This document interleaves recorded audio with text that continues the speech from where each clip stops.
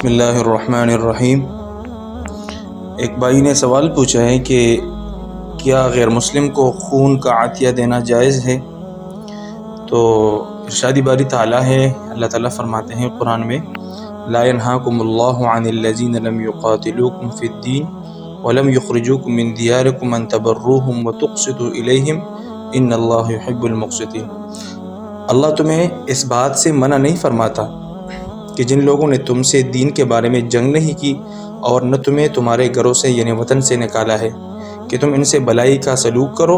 اور ان سے عدل انصاف کا برتاؤ کرو، بے شک اللہ عدل انصاف کرنے والوں کو پسند فرماتا ہے۔ اس آیت میں اللہ نے فرمایا ہے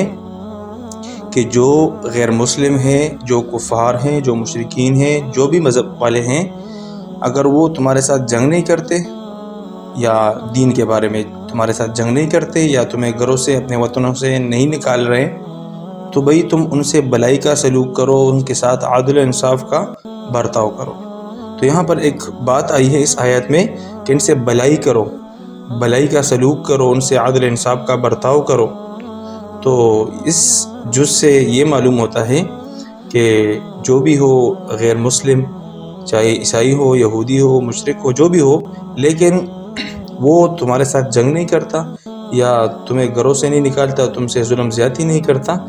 تو آپ کو چاہیے کہ آپ ان سے بھلائی کرو۔ تو ایک بندہ ہے جو غیر مسلم ہے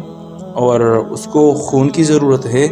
تو مذکورہ بالا جو تصریحات کی روح سے امن پسند غیر مسلم کی جان بچانے کی خاطر خون کا عطیہ دینا کیا ہے؟